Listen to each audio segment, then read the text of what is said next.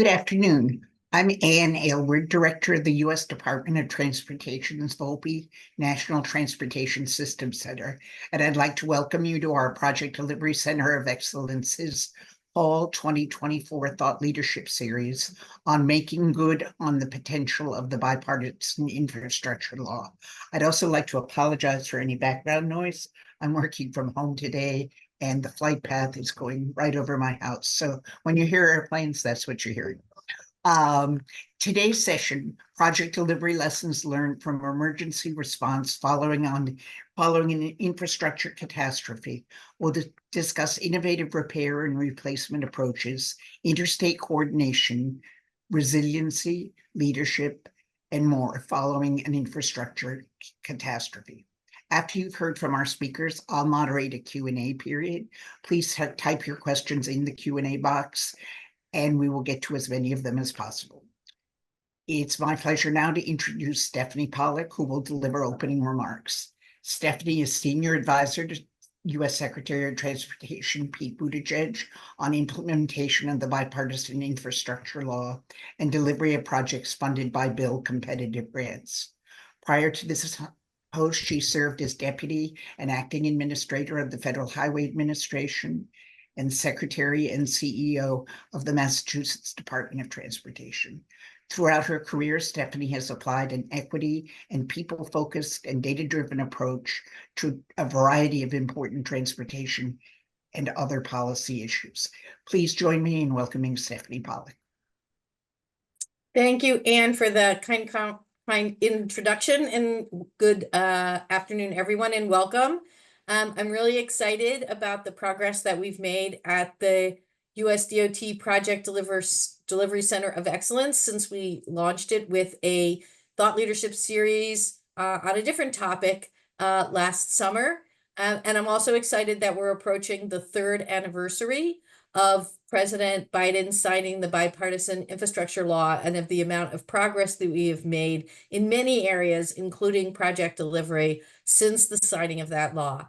In fact, earlier today, the Department of Transportation just issued an updated fact sheet on all of the accomplishments under the bipartisan infrastructure law, which I'll put a link to in the chat later on, which lays out the nearly 60,000 individual projects that have already been obligated and are underway with funding from the bipartisan infrastructure law, the 175,000 miles of roadway that are being repaired, the 500 projects that we have been able to fund across tribal nations, the more than 10,000 public transit projects, the more than 170 rail projects. So the bipartisan infrastructure law has really been a game changer, but the impact of those projects depend on delivering those projects. And that's why the Center of Excellence in Project Delivery is such an important resource for the Department of Transportation,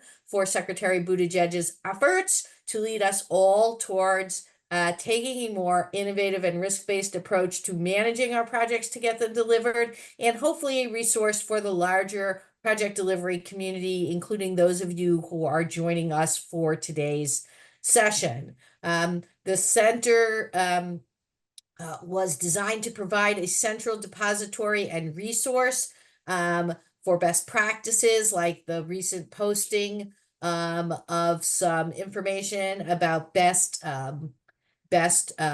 templates to use for certain contracting. There's a paper that is underway and will be released soon about the causes of construction change orders. There's a wonderful project delivery toolkit. So if you haven't had the opportunity to explore the center's website, I strongly encourage you to do so. And I am very excited about the topic that our panelists are going to be discussing today, because in the project delivery world, I am frequently asked, as are the Secretary and others, why is it when we are faced with a catastrophe, the Francis Scott Key Bridge in Baltimore Harbor, I-95 through Philadelphia, why is it that somehow we can do things differently, get projects rebuilt, change our contracting rules, change our processes, maybe change our risk appetite. Hopefully, we'll talk about that this afternoon. And perhaps most importantly, change a culture around the collaborative nature of project delivery. I think when we have infrastructure capacities, there is more of a sense that we are all on one team and that that team is focused on getting the infrastructure asset back up and safe and able to be used. So this question comes up all the time in project delivery. And as one of the value adds that the center brings to all of us is the ability to ask questions like this, to host sessions like the one we're about to have, and to really explore this question of what can we learn from these infrastructure capacities, but most importantly, from how we have responded to them that we actually could apply more broadly as we deliver the tens of thousands of projects that are underway with funding from the bipartisan infrastructure law. So I look forward to that conversation, and I'll turn it back to Anne to get it started. Our next speaker is Harry Kalla, who serves as the Associate Administrator with the Office of Infrastructure at the Federal Highway Administration. As a member of FHWA's leadership team, Harry participates in developing strategic initiatives that have broad national impact on the agency and on the nation's transportation system. Previously, he served as Associate Administrator for Research, Development, and Technology, and as FHWA's Director of the Office of Pre-Construction, Construction, and Pavements. Harry joined FHWA as a transportation specialist and has held a variety of progressively responsible roles within Federal Highway's Office of Safety, Office of Operations, and as Director of the Center for Accelerating Innovation. Important to this topic today is that Harry and his team received US DOT's most prestigious award in 2023 for the work that they did restoring the operations in I-95. You will remember in June of 2023, a 9-mile section of I-95's elevated structure within Philadelphia collapsed. Harry and the team of state and local officials and contractors working on that managed to get the highway back in operation in less than 2 weeks, which is just an extraordinary feat. So I ask you to join me in welcoming Harry. And thank you so much. I want to sort of compliment the Volpe Center and personally to you, and that you guys have done tremendous job with this speaker series. I learned a lot. I stay all on my schedule and I listen to them and I learned a lot. So thank you for doing this. And that's because I've been a regular customer of the speaker series. It's such an honor and pleasure to be speaker today. So what I want to do is today is to talk about the Federal Highways Emergency Relief Program and touched upon that a little bit. This program has been in place for almost 100 years now. So I'm going to talk about our emergency relief or ER program, how the program works, and give you a very specific example as Anne mentioned. Next slide, please. So what is our emergency relief program? As I stated, that it's been in place in one shape or form for about 100 years, and in the current form for more than 70 years. The program is designed to provide assurance and resources to the state DOTs and local agency when they get hit by a natural disaster or catastrophic failure. They want that assurance that there are resources available for them. This program, ER program, is not designed to provide resources to the failures due to lack of regular maintenance, or the facilities will fall in despair. They're only for the natural disaster and catastrophic failure. This program is codified in law in 23 U.S.C. 125, and there are very specific requirements for the program. One of the key thing with the emergency relief program is the funding provided under that program does not expire. There are no expiration date, which is very different than all the other programs. So therefore, we have a very detailed process and procedures to make sure that we are doing our due diligence to make sure that this funding is used appropriately. Next slide, please. So the way we get our funding, as you know, that our broad policy framework come from our 5-year funding policy, and funding framework comes from our 5-year transportation bill. And for past many years, we get $100 million per year through our reauthorization act. But as you can imagine, the $100 million is not even close to fulfill the needs we have.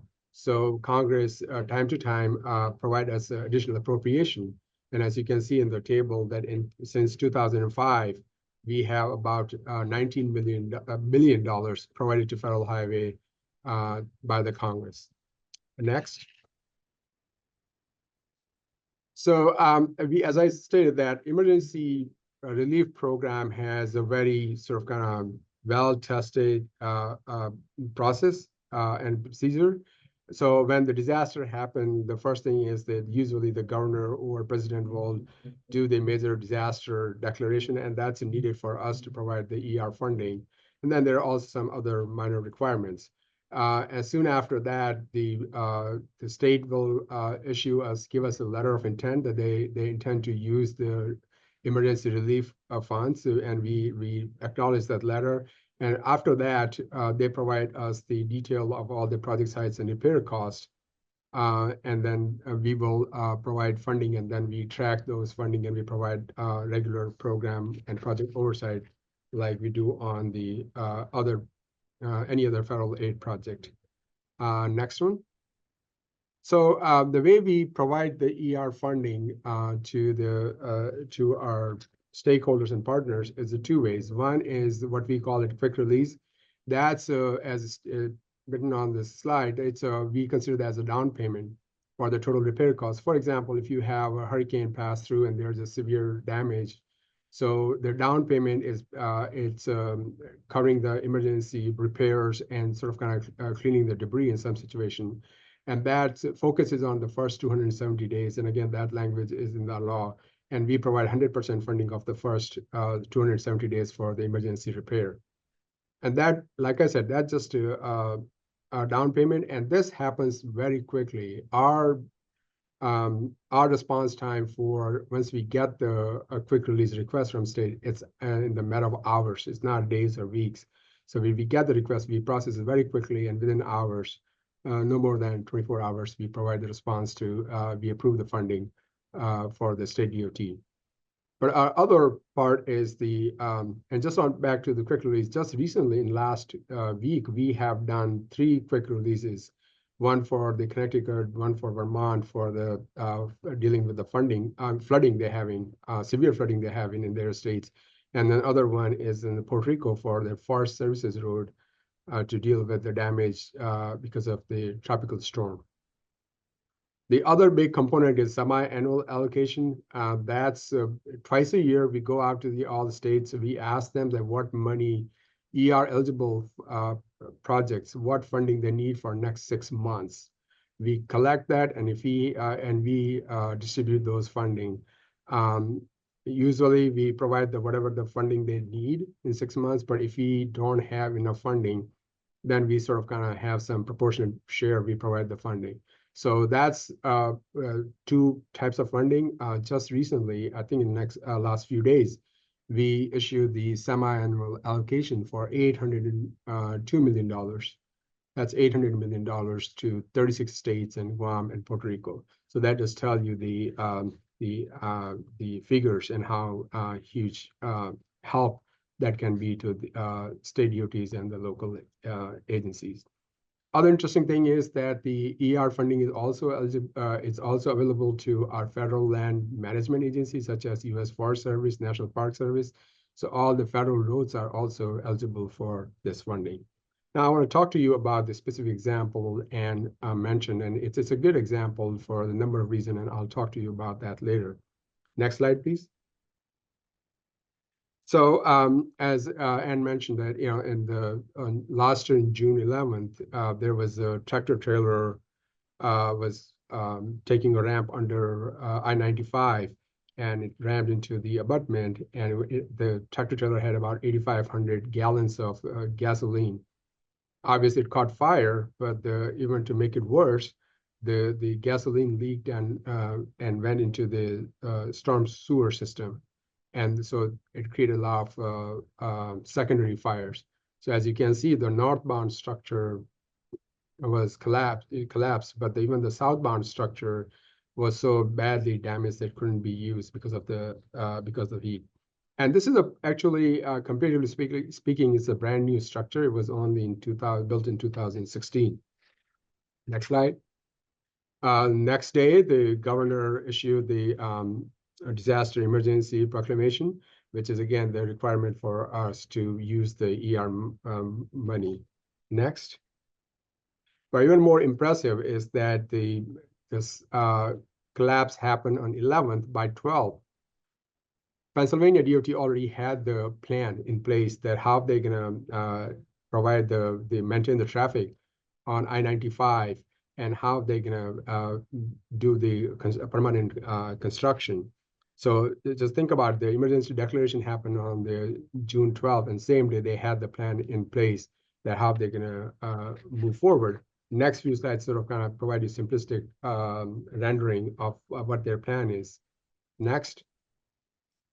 So the plan was to sort of kind of take that, first demolish everything, clean the site, provide this aggregate fill in the middle of this section, and then maintain the 6 lanes, so 3 lanes in each direction.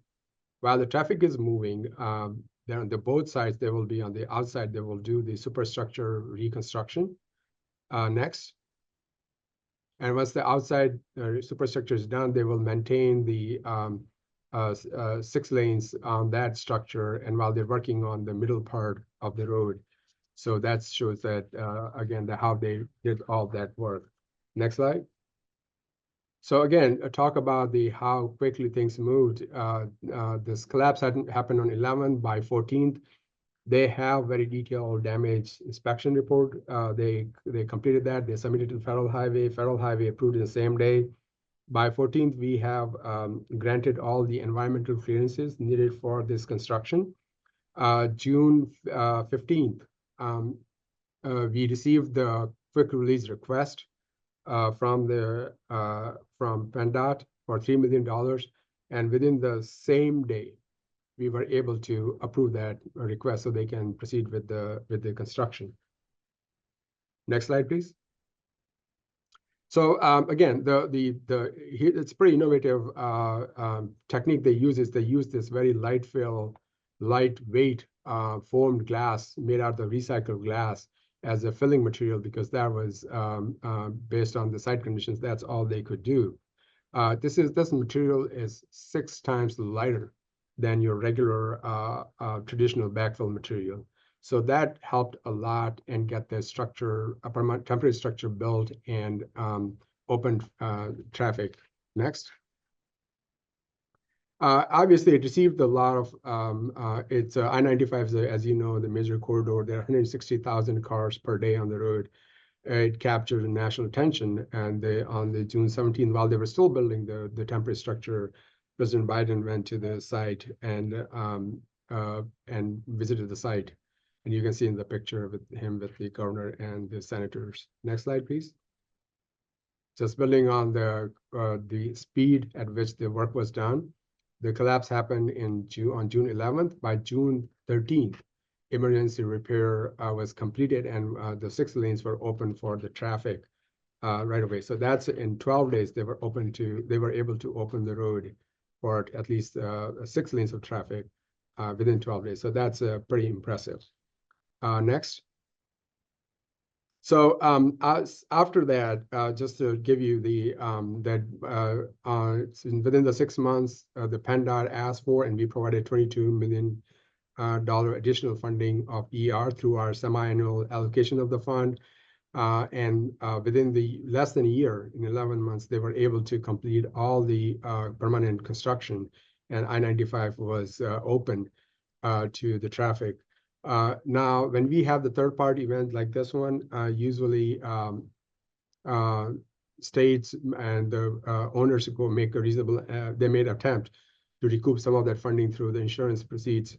And whenever they get any those type of funds, they'll get back, those funds go back to the emergency relief program. Next slide. So it's not these, unfortunately, these events happen on regular basis. We had the I-10 structure fire in California. You all aware of the Francis Scott Key Bridge, and we are very heavily involved with that. And again, the I-95 again is stuck in Connecticut. So there, and then we have a series of natural disasters, the hurricanes, Sandy, Maria, Ivan. There are a whole bunch of natural disaster events which we are providing funding for. Next one. So I want to talk about some of the lessons we learned. One is obviously the first one is the communication. You have very short window to when these disasters happen to make sure that not only you're communicating with this public and other stakeholders, and you have to be very transparent and open. In this case, not only the PennDOT and the governor's office did a really good job letting public know what the expectations are and what they're dealing with, but then also they had to communicate with all the other states on I-95 corridor, and they set up the live feed cameras, and they had regular meetings with all their partners, making sure that everybody's on the same boat. Second is obviously the coordination. In emergency response and recovery, it's a well-known saying that you shouldn't be exchanging business cards during the disaster. And that's true for emergency relief program as well. So having the coordinating and building the partnership beforehand, and having those partners on the same page to see how they're going to work with in these type of situation it's a very, very important. In this case, not only they had to, there was a coordination with state DOT, with the local entities, with the other state DOTs, federal highway, all the partners, they were on the same page, and they all worked towards the same goal to get this thing, this road opens. The third thing I want to talk about is innovation. I mean, it's a great opportunity to try a new approach. In this case, as you saw, that the state used the light fill material. And they also, I've seen in many cases, they use very innovative material. They use innovative contracting methods, new construction technology. So we see a lot of good innovation. So one thing we do is we take note of that, and we make sure that those we keep that record of that, and we sort of kind of reach out to other state DOTs and other partners to make sure that they are aware of what's going on. So we constantly doing the peer exchanges and workshops on that. And finally, I want to talk about the resiliency. It's such an important part. In the last few years, we are really emphasizing this point, that whenever there's disaster happen and when you rebuild the structure or infrastructure, please make sure that that is more resilient. We definitely, under ER program, we have a number of case studies which we put on our website. There are also other funding programs, such as the Protect, which partners can use to make their structure or their infrastructure more resilient. So we are really putting a lot of emphasis to making sure that the structure, when they're rebuilding this infrastructure, it's a more resilient than what was in place to begin with. And that's sort of kind of I wanted to talk about. We have learned a lot through all these disasters. It's unfortunate that these disasters happen, but we use this opportunity to learn. And what are the lessons we learned, and some of the technologies and innovative processes we have learned, we try to incorporate them in our regular programs, regular projects. So we do see those benefits. And we do have a very robust experiment program. We try new techniques and new procedures to make sure that they work, and what lessons we learned, and then we incorporate them in our regular program. But that's all I have. And with that, I'll turn it back to you, Ann. Thank you, Hari, for a very interesting presentation.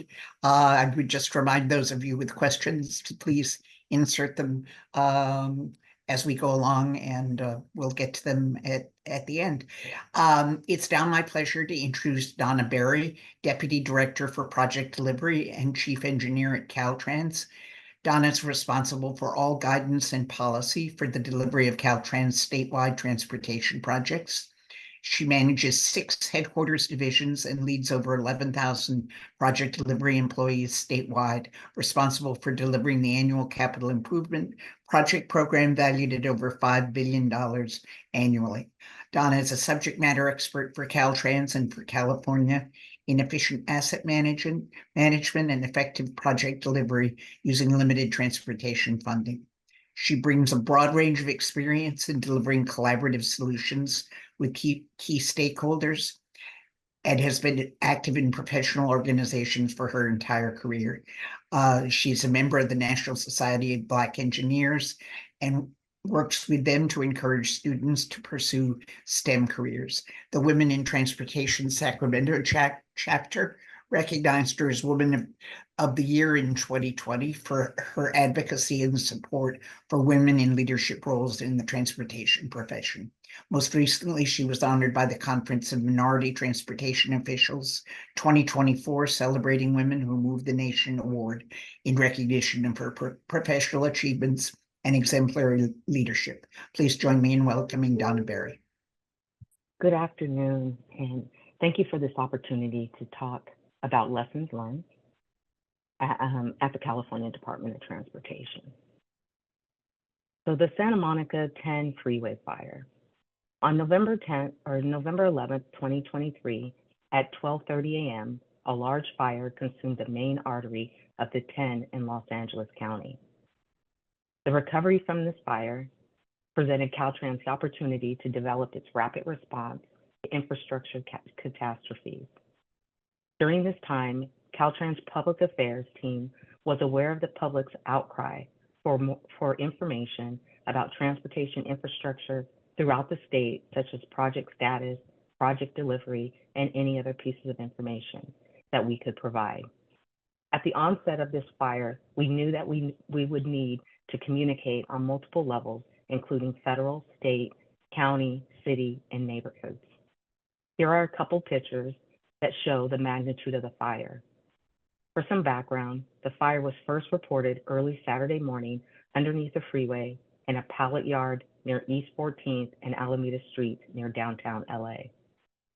The LA Fire Department responded to what became a major fire that quickly consumed the yard, multiple trailers, and a second pallet yard under the freeway. So the initial damage assessment, here are a few pictures of the damage. Approximately a 450-foot section was heavily damaged. Interstate 10 was closed in both directions, which initially was expected to last for weeks or possibly months.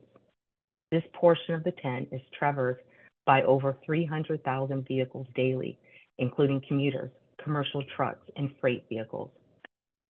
So Caltrans worked around the clock with CAL FIRE, California Highway Patrol, CHP, and local agencies to deploy communication plans to provide the status of the reopening of the 10 as quickly as possible.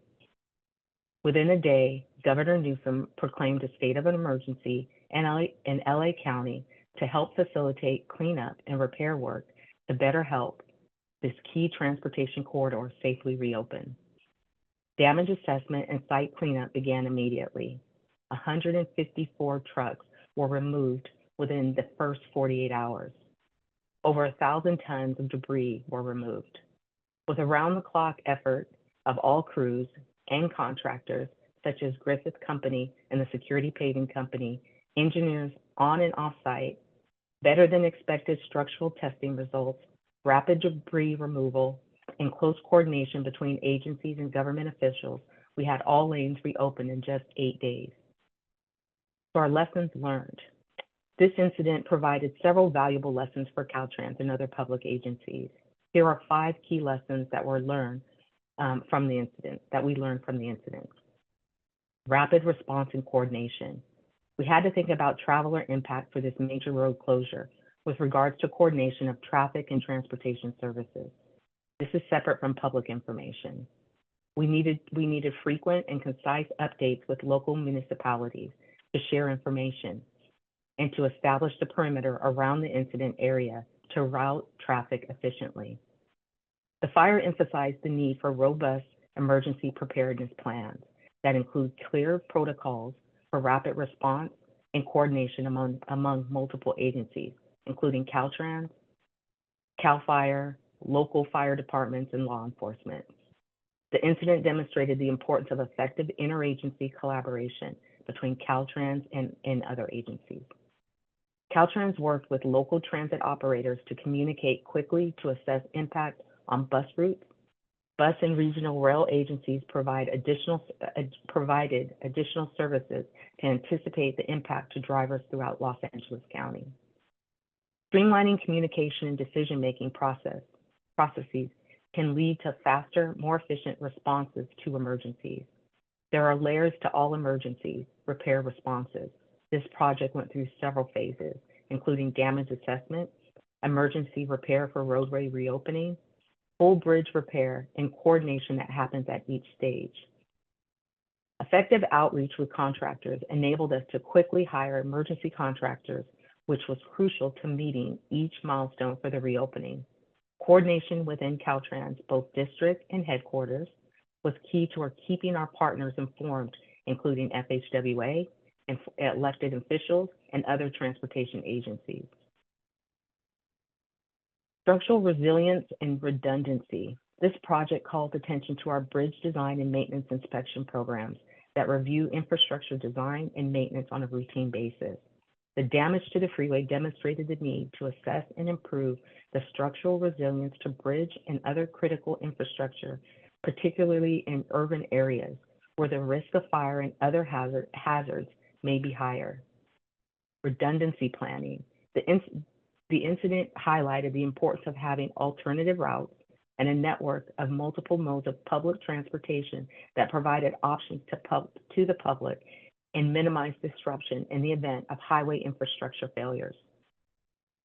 The third lesson is this project highlighted was the importance of public communication and transparency. This was key to coordinate logistics and streamline information. The incident demonstrated the value of providing clear and timely information to the public during emergencies. Given the magnitude of the impact to regional transportation, Caltrans and our partners provided live daily traffic and transportation option news briefings for local and state highway conditions. To help manage public expectations and reduce frustration, Caltrans maintained transparency for expected timelines and available detours. Leveraging technology such as social media, real-time traffic updates can enhance Caltrans' ability to communicate effectively with the public and manage traffic during emergencies, as well as incentivizing transit options to the public. One unique communication aspect of this project included the usage of multiple live cameras that provided real-time information available to the public, partner agencies, and our lessons learned library. The fourth lesson was the post-incident analysis and improvement. Conducting a thorough post-incident analysis allows Caltrans to identify what worked well and what could have been improved in future responses. This process is essential for continual improvement and preparedness for future incidents. The incident emphasized the need for training and simulation drills, including defining roles and responsibilities to ensure that all personnel are well prepared for similar emergencies in the future. The fifth takeaway for this event was reevaluating our airspace lease program. Caltrans' top priority is safety. To improve safety and help protect the state highway system infrastructure, at Governor Newsom's direction, Caltrans is conducting a top-to-bottom assessment of our airspace leasing program to identify any potential modifications. The program review is expected to result in policy updates to improve management practices and add restrictions on allowable usage of state-owned airspace sites. Caltrans has committed to work closely with the state fire marshal to inspect the airspace sites and to better address risk issues, seek tenant use, and safety compliance. In closing, by learning from this incident, Caltrans can enhance its emergency response capabilities, improve infrastructure resilience, and improve its airspace lease program to mitigate the impacts of similar emergencies in the future. Lastly, here is a picture of the first cars driving on the I-10 freeway, which reopened at 7 p.m. on Sunday, November 19th, 2023, 4 days before Thanksgiving and 8 days after the fire erupted. Thank you. Thank you, Donna. What an extraordinary story of collaboration, effective collaboration. I somehow had lost sight that it all happened just before Thanksgiving. There must have been incredible pressure to be working under. So congratulations. Thank you to both of our speakers, not only for telling compelling stories, but for telling them in the time allotted, which gives us time for questions as well. I'd just like to observe that and Hari touched on some of this. The fact that you all have made time in what are incredibly busy schedules to join us today just speaks to the importance of our figuring out how to do better project delivery. I was going to say in this country, but the first person posting in the Q&A box today actually hails from Peru. So more than 1,000 folks registered. What we found is that usually about half are able to join us in person in real time, but the other half tell us again and again that on their own time in the evening, other free time, they come back and they watch. So do remember that the results of this series are archived for your use at future times. So with that, we have about 10 minutes, 15 minutes for questions. Passing by the greetings from Peru, but thank you, Peru. Question, well, really for either of you, but I suspect for the DOT reps. Which state DOTs recently completed peer surveys on innovative delivery methods or project management? Are these available online? Are there best practices that emerge from them?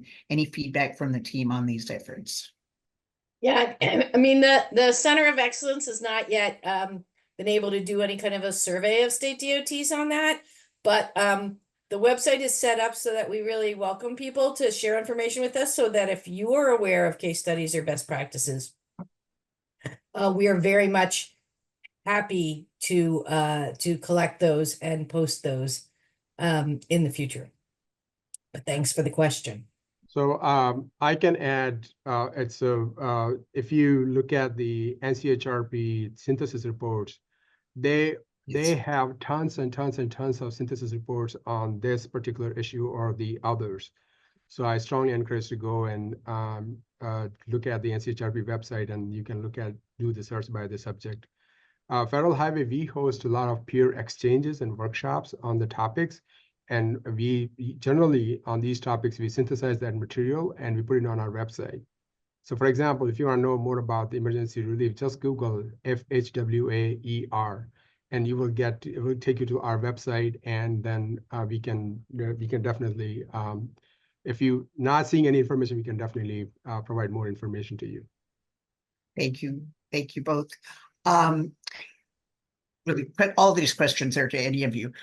Do other operating administrations under US DOT have access to quick release emergency funding, or is it just Federal Highway for repairs to roads and bridges only? Stephanie has a much broader view on this thing than I do, but I know that the way this program is designed, that's very unique to Federal Highway. I'm not sure, Stephanie, if the other modal entities offer the quick release, they have anything like quick release or not, but I think that's pretty unique to Federal Highway, but Stephanie would know more than I do. Yeah, I am not aware of any other programs that use the quick release methodology, which is a big part, I think, of effective response, because, Donna's in California and there's enough resources there that if they need to front some of the money to really get off to a fast start, to get a design builder on contract or whatever, not every asset owner is in a position to do that. And we certainly learned from the Francis Scott Key incident that on the marine side, money was found, but there was not, there's still a conversation going on about how to reimburse the Army Corps, the Navy, and DOT's own maritime administration for the immense amount of time and effort that they needed to put in on the water side in order to respond to that particular incident. So I think it's a great model, but I am not aware it is one that has been applied in other modes. I think that's correct. I do not believe, I think Federal Highway has the only structured program. I mean, as you say, in the Maryland incident, there was a lot of scrambling to patch together funding.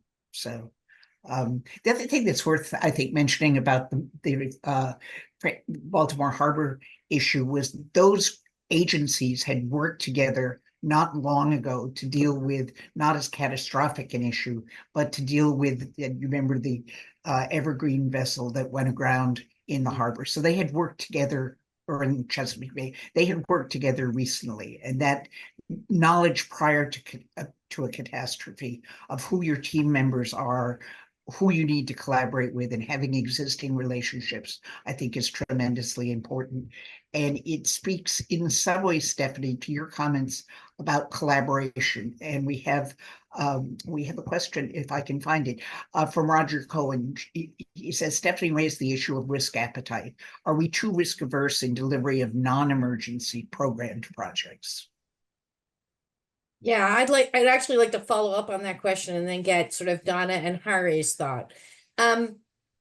So for Hari, like one of the things I was thinking on when I talked about risk appetite and culture change was the use of the aggregate, right? Like if we had a, I would say, more normal process, right? Where someone came to us and said, is this a material we could use on our project sites? We would have gone through a process, we would have done testing, we would have wanted to learn more about it. There wasn't time, right?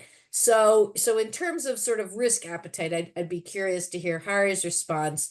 And then for Donna, for example, I thought some of what you talked about with the real-time cameras, I mean, there's really there's no reason you couldn't use a tool like that in a lot of circumstances, but the exigency of the catastrophe and its timing so close to Thanksgiving, to what extent did that help your agency think a little bit outside the box, be a little more innovative, take a little bit more risk? So I'd love to hear from both of you on how we can learn, and then to get back to the original question, which is, are we maybe too risk averse, or do we weigh risks differently when we're not dealing with an emergency or a catastrophe?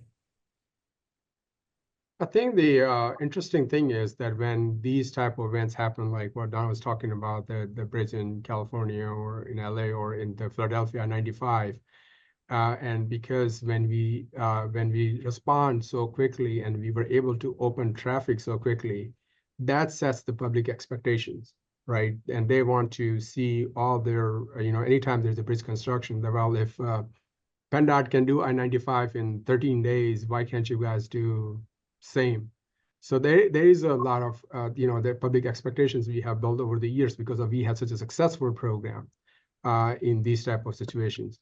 But then again, there is the risk mitigation, risk management is very different for public agency than say for the other entities. So you sort of kind of have to be good steward of taxpayers' money as well. And you want to make sure that you are doing the due diligence in managing the risk appropriately. I'm not saying that we can't take a risk. We can, but they have to be sort of kind of appropriate risk management strategy for that. So I think that we are getting much better now. I mean, all these sort of kind of, Stephanie was very heavily engaged with the Everyday Counts program. And some of the very focus on the Everyday Counts program is that how we can expedite the construction, how we can be innovative in our contracting. And a lot of new, what we consider now routine contracting mechanism like progressive design, CMGC, or these type of ATC, alternate technical concepts, they were not even in the conversation 10 or 15 years ago. Many states had law not allowing these type of facilities, those mechanisms. So we have come a long way, how we view innovations, how we view the public expectations. And that's sort of kind of driving the public agency to do sort of kind of look at the innovations and look at the risk management a little bit differently than probably what we have done 20, 30 years ago. Sorry. And I want to kind of piggyback on what Hari was saying, because if you look at the alternative delivery methods that we do have, we here in California just got progressive design build as one of those tools. And so looking at progressive design build, job order contracting, design build, along with CMGC, we're allowed to now look at the project and make sure that the risk of the project, information that we have about the project, we're able to work through those methods, along with a partnership that we know that when we bring the contractor in early and we sit down and we talk about methods and ways that we can deliver that project, we're not assuming what they can and can't do or what should happen. We're sitting down with industry experts to be able to do that.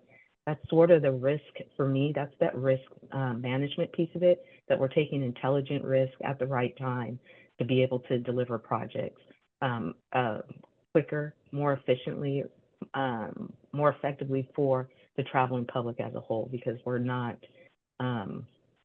going out and looking at a project, shutting it down from point A to point B. Maybe we can do a work package or a piece of that project here and there and move the project quicker as it moves through those elements, whether it's permitting, getting through different pieces that we still need to work to clear. So the innovation is there, and that's what's moving. And as we look at these big incidents that happen, we look at what worked, how can we utilize that, how can we move forward with that, and bringing in our industry partners here in California from a partnering perspective and having that on our contracts is bringing huge success for us across the board. So those are some of the things that we're working on here in California.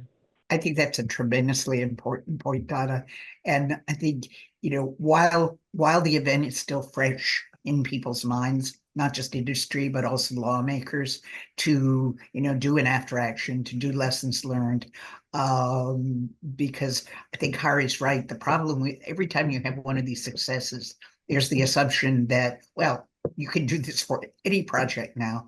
And unfortunately, that's probably not the case. But one of the questions really goes to that point. Incidentally, there are some wonderful compliments in these questions, just commending you all on your presentation. So I would just share that.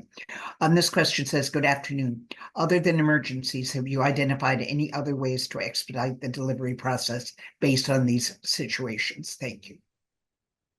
Donna, you just mentioned some of them, but any other more general lessons learned? Stephanie, you're muted. I want to reinforce Donna's point about the culture and the collaboration between the contractor and the asset owner in emergencies. If we could bottle that and apply it in more projects, I think it would make a big difference. I was involved in a bridge closure when I first became acting administrator at Highways. It was the DeSoto Bridge in Memphis.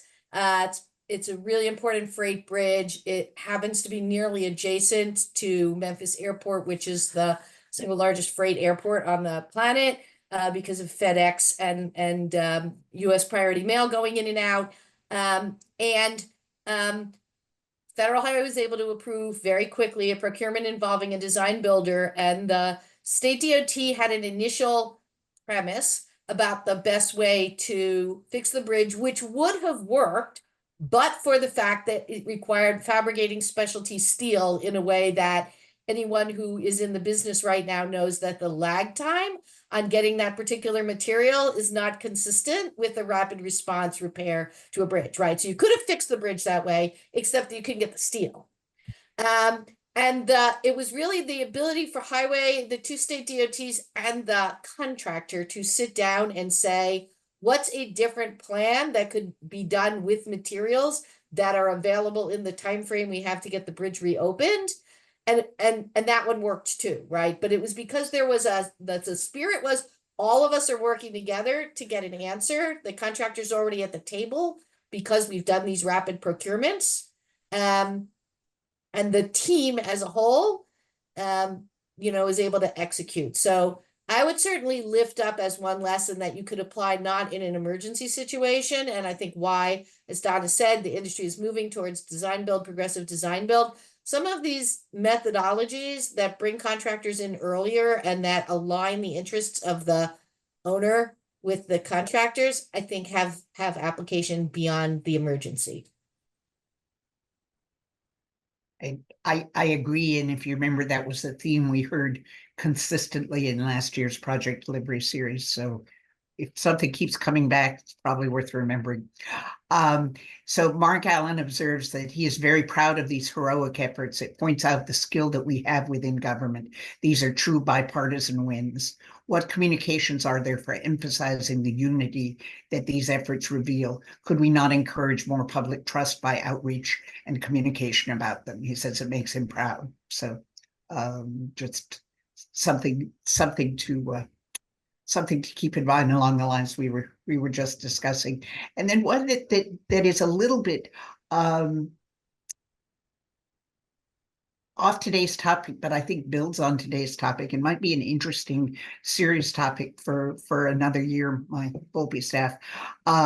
Juliana Naluoza, I probably massacred your last name, I'm sorry, says, thank you for an insightful discussion. As a California resident and one who works for the UK government, what are your departments doing to make sure that the US and California will be ready for the LA 2028 Olympics?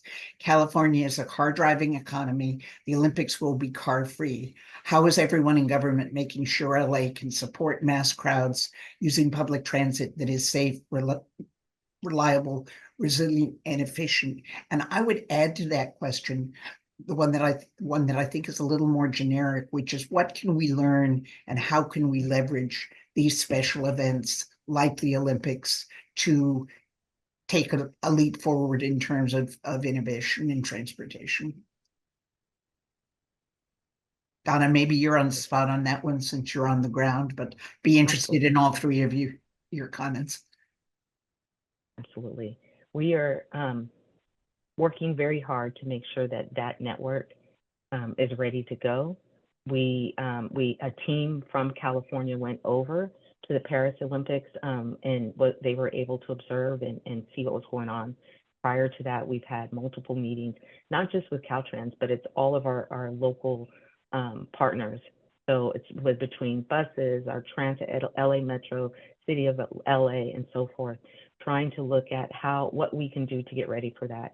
There's a lot of work that's going into that LA network and the game route network, they call it the GRN, that is coming. And I think I can give you a high level, but I think that would be a great addition to the series because the work that's happening there, they're learning from, or they're using what we used in the past Olympics, what they learned in Paris. They have the World Cup coming as well, which is kind of a mini version of the Olympics.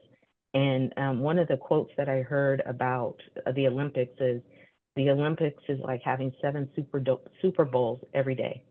And so they are well aware, they are working through it.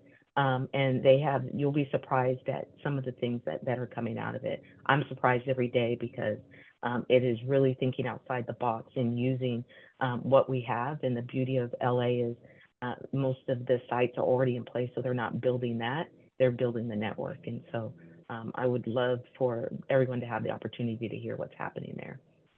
That would be great. We will figure on it for next spring or a year from now. There are others, as you suggest, there are other examples at a smaller scale, like the Super Bowl, like the political conventions that really push the systems beyond their day-to-day operations. Yeah, the other thing I would just mention, Anne, because it's a great question and DOT is working on it as well.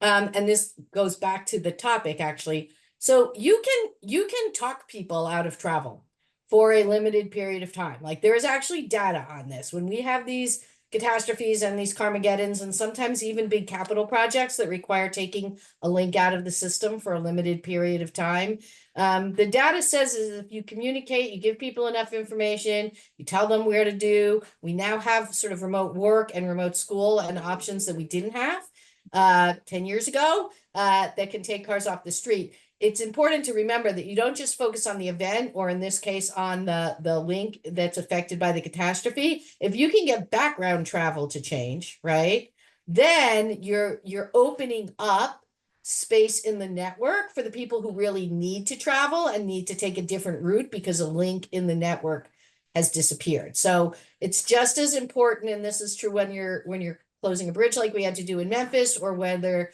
you have the Olympics or the World Cup coming to town. You have to think about all of the travel and all of the lessons that Hari and Donna talked about with respect to communication, planning, the fact that giving travelers specific information about alternatives is different than just doing press conferences. Like, there's a lot we can actually learn from these catastrophes because, in fact, travel patterns changed in meaningful ways.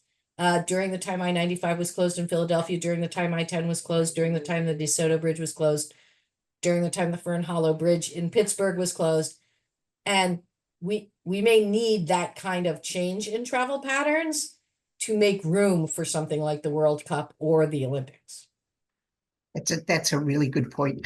Unfortunately, we are running out of time, but I'd like to thank all three of you for both tremendous presentations, but also really insightful discussion. These are topics that are going to be with us, so don't go away. But on that note, I'd just like to thank all of you. As some of you know, I am retiring on September 30th of this year. So this is my last Volpe Thought Leadership session to host as the Volpe Director.